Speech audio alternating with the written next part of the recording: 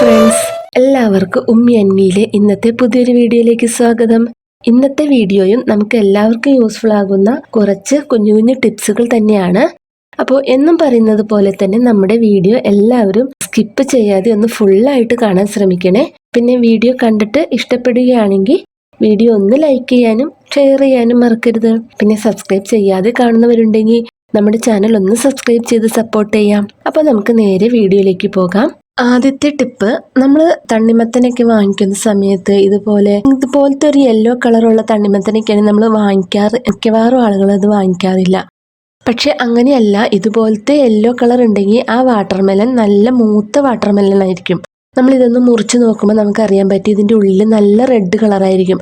നമ്മൾ സാധാരണ പുറം നല്ല പച്ചയായിട്ടുള്ള തണ്ണിമത്തം വാങ്ങിക്കുമ്പോൾ അതിൻ്റെ ഉള്ളിൽ വെളുത്തിട്ടായിരിക്കും ഇരിക്കുക. അതിന് നല്ല മധുരമൊന്നും ഉണ്ടാവുകയില്ല.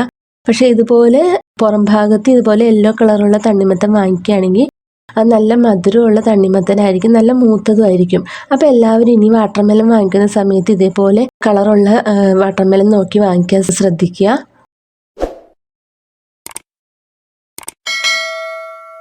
ഇനി നമ്മൾ കുറച്ചധികം വെളിച്ചെണ്ണയൊക്കെ വാങ്ങിക്കുന്നൊരു സമയത്ത് ചിലപ്പോൾ നമ്മൾ ആട്ടിച്ച വെളിച്ചെണ്ണയായിരിക്കും, അല്ലെങ്കിൽ കടയിൽ നിന്ന് വാങ്ങിച്ചതാണെങ്കിലും അത് കുറച്ച് നാൾ കഴിയുമ്പോൾ അതിനകത്തുനിന്ന് ഒരു കാറിച്ച മണവും വെളിച്ചെണ്ണ ചീത്തയാവാനൊക്കെ ചാൻസ് ഉണ്ട്. അപ്പം അതൊന്നും ഇല്ലാതിരിക്കുന്നതിന് വേണ്ടിയിട്ട് അതിനകത്തേക്ക് ഒരു കുറച്ച് കുരുമുളക് ഇട്ട് വെച്ചാൽ മതി. വെളിച്ചെണ്ണ കേടാകാതിരിക്കും. നമുക്ക് അധികം പണിയൊന്നുമില്ല, നമ്മുടെ വീട്ടിൽ എപ്പോഴും ഉണ്ടാകുന്ന ഒരു സാധനമാണ് കുരുമുളക്. ആ കുരുമുളക് നമുക്ക് ഇതിലേക്ക് ഇട്ട് വെച്ചിട്ടുണ്ടെങ്കിൽ വെളിച്ചെണ്ണ കുറേ നാൾ കേടാകാതിരിക്കും. ഇനി അടുത്തതായിട്ട് കുക്കിങ്ങിലൊക്കെ തുടക്കക്കാർക്കൊക്കെ പറ്റിയ ഒരു ടിപ്പായിട്ടാണ് ഞാൻ വന്നിരിക്കുന്നത്. നമ്മുടെ വീട്ടിൽ ഇതുപോലെ ടിന്നുകളിലൊക്കെ മുളക് പൊടിയും മല്ലിപ്പൊടി മഞ്ഞൾപ്പൊടി എല്ലാം ഇട്ട് വെച്ചിട്ടുണ്ടാകും. അപ്പോൾ നമ്മൾ എന്തെങ്കിലുമൊക്കെ കുക്ക് ചെയ്യുന്ന സമയത്ത് ചിലപ്പോൾ ഇതേപോലെ ഇങ്ങനെ ഒരു സ്പൂൺ എന്നുള്ളത് നമ്മൾ എടുക്കുമ്പോൾ ഇത് കുറച്ചധികമൊക്കെ ആയി പോകും. അപ്പോൾ കറക്റ്റ് ഒരു സ്പൂണൊക്കെ കിട്ടാൻ വേണ്ടിയിട്ട് കുക്കിങ്ങിലൊക്കെ തുടക്കക്കാരായവർക്കാണ് ഈ ഒരു ടിപ്പ് വളരെ ഉപകാരപ്പെടുക. അപ്പോൾ നമ്മൾ ഇതേപോലെ ഒരു ടേപ്പ് എടുക്കുക.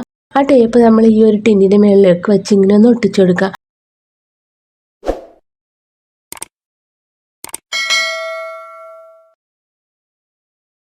അതിനുശേഷം നമ്മൾ നമ്മുടെ സ്പൂണിൽ ഇതേപോലെ ഇങ്ങനെ കോരിയിട്ട് ആ ടേപ്പിനകത്തേക്ക് ഒന്നിങ്ങനെ വടിച്ചു കൊടുക്കുക. അപ്പോൾ നമുക്ക് കറക്റ്റ് ഒരു സ്പൂൺ അളവായിട്ട് അത് കിട്ടും.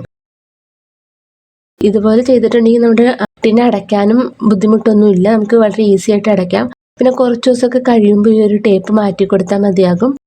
ഈ ഒരു ടിപ്പ് കുക്കിങ്ങിൽ ബിഗിനേഴ്സ് ആയവർക്ക് വളരെ യൂസ്ഫുൾ ആയ ഒരു ടിപ്പാണെന്ന് വിചാരിക്കുന്നു. ഇഷ്ടപ്പെട്ടെങ്കിൽ ലൈക്ക് ചെയ്യുക. ഇനി അടുത്തായിട്ട് ഞാനിവിടെ ഒരു സവാള എടുത്തിട്ടുണ്ട്. നമ്മൾ ഈ സവാളയൊക്കെ മുറിക്കുമ്പോൾ ഇതിൻ്റെ ഈ മുകൾ ഭാഗം നമ്മൾ കളയല്ലേ ചെയ്യുന്നത്. അപ്പോൾ ഇനി മുതൽ ഇത് കളയാതെ നമ്മൾ രാത്രിയൊക്കെ സിങ്കിൻ്റെ അകത്ത് ഇതേപോലെ ഇങ്ങനെ വെച്ച് കൊടുക്കുക. അപ്പോൾ രാത്രിയൊക്കെ ആകുമ്പോൾ ഈ സിങ്കിൻ്റെ അകത്തുനിന്ന് പാറ്റയൊക്കെ കയറി വരാനുള്ള ചാൻസ് കൂടുതലായിരിക്കും. അപ്പോൾ നമ്മൾ ഇതേപോലെ ഈ സിങ്കിൽ ഈ ഒരു സവാളയുടെ മുകൾ ഭാഗം ഇങ്ങനെ കട്ട് ചെയ്ത് വെച്ച് കൊടുക്കുകയാണെങ്കിൽ പാറ്റയുടെയും പല്ലിയുടെയൊക്കെ ശല്യം ഒഴിവാക്കാവുന്നതാണ്. ഇനി അടുത്തതായിട്ട് ഞാനിവിടെ ഒരു മുട്ട എടുത്തിട്ടുണ്ട്. ആ മുട്ട ഞാനൊരു പാത്രത്തിലേക്ക് പൊട്ടിച്ചൊഴിക്കാൻ വേണ്ടിയിട്ടാണ്. അപ്പോൾ ഈ ഒരു മുട്ടയുടെ മഞ്ഞയും വെള്ളയും കൂടി വേർതിരിക്കുന്നതിന് വേണ്ടിയിട്ടുള്ളൊരു ടിപ്പാണ് ഞാൻ പറയാൻ പോകുന്നത്. നമ്മൾ ചിലപ്പോൾ ഉണ്ടാക്കുന്ന റെസിപ്പിക്കൊന്നും മുട്ടയുടെ മഞ്ഞ വേണ്ടി വരില്ല. ചിലർക്ക് ഈ മഞ്ഞ ഇഷ്ടമല്ലായിരിക്കും. വളരെ ഈസി ആയിട്ട് നമുക്ക് ഈ മുട്ടയുടെ മഞ്ഞയും വെള്ളയും കൂടി എങ്ങനെ സെപ്പറേറ്റ് ചെയ്തെടുക്കാം എന്നുള്ളതിനെ കുറിച്ചാണ്. അപ്പോൾ ഇതുപോലത്തെ ഒരു തവി നമ്മുടെ വീട്ടിലുണ്ടെങ്കിൽ, ഇതുപോലെ ഇങ്ങനെ ഹോളൊക്കെ ഉള്ള ഒരു തവി നമ്മുടെ വീട്ടിലുണ്ടെങ്കിൽ നമുക്ക് ഈ മുട്ട ഇതിലേക്ക് പൊട്ടിച്ചൊഴിക്കാം. നല്ല ഈസി ആയിട്ട് നമുക്ക് ഈ മുട്ടയുടെ മഞ്ഞയും വെള്ളയും കൂടി സെപ്പറേറ്റ് ചെയ്തെടുക്കാം.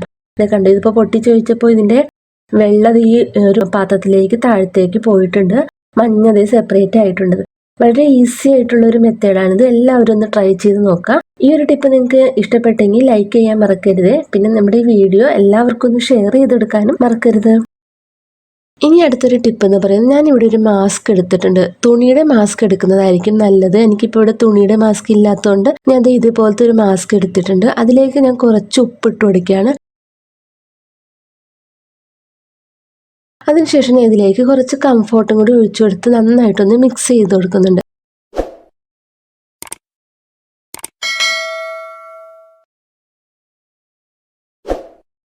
എന്നിട്ട് ഞാൻ ഇതൊന്ന് കെട്ടി വെച്ച് കൊടുക്കുകയാണ്.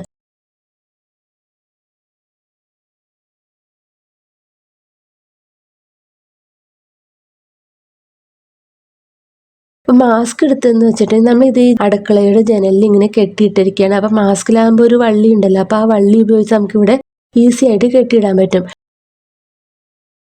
നല്ലൊരു സ്മെല്ലായിരിക്കും. നമ്മുടെ അടുക്കളയിലൊക്കെ നല്ലൊരു സ്മെല്ലായിരിക്കും ഇതേപോലെ തൂക്കിയിട്ടിട്ടുണ്ടെങ്കിൽ. മീനൊക്കെ പൊരിക്കുമ്പോൾ ഉള്ള സ്മെല്ലൊക്കെ മാറാനൊക്കെ ഇത് വളരെയധികം യൂസ്ഫുള്ളാണ്. ബാത്റൂമിലുള്ളൊരു ഹുക്കിൽ ഞാൻ ഇത് ഇങ്ങനെ വെച്ച് കൊടുത്തിട്ടുണ്ട്. അപ്പോൾ നമ്മുടെ ബാത്റൂമിൽ നല്ലൊരു സ്മെല്ലായിരിക്കും. ഇതിനിപ്പോൾ തുണിയുടെ മാസ്ക് തന്നെ വേണമെന്നില്ല.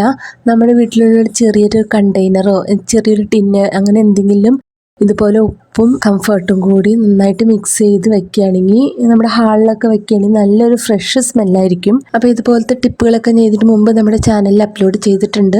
താല്പര്യമുള്ളവരുണ്ടെങ്കിൽ ഒന്ന് പോയി കണ്ടു നോക്കുക. എല്ലാവർക്കും യൂസ്ഫുൾ ആകും എന്ന് വിചാരിക്കുന്നു. അപ്പോൾ ഇന്ന് പറഞ്ഞ ടിപ്പുകളിൽ ഏതെങ്കിലുമൊക്കെ നിങ്ങൾക്ക് യൂസ്ഫുള്ളായി എന്ന് വിചാരിക്കുന്നു. യൂസ്ഫുള്ളായി എങ്കിൽ നമ്മുടെ വീഡിയോ എല്ലാവർക്കും ഒന്ന് ഷെയർ ചെയ്ത് കൊടുക്കുക. നമ്മുടെ ഫ്രണ്ട്സിനും ഫാമിലിയിലേക്കും എല്ലാവർക്കും ഒന്ന് ഷെയർ ചെയ്ത് കൊടുക്കുക. പിന്നെ സബ്സ്ക്രൈബ് ചെയ്യാതെ കാണുന്ന നമ്മുടെ ഫ്രണ്ട്സ് ആണെങ്കിൽ നമ്മുടെ ചാനൽ ഒന്ന് സബ്സ്ക്രൈബ് ചെയ്തും സപ്പോർട്ട് ചെയ്യാം. ഇനി അടുത്ത നല്ലൊരു വീഡിയോ ആയിട്ട് വരുന്നത് വരേക്കും എല്ലാവർക്കും ബൈ. Thank you.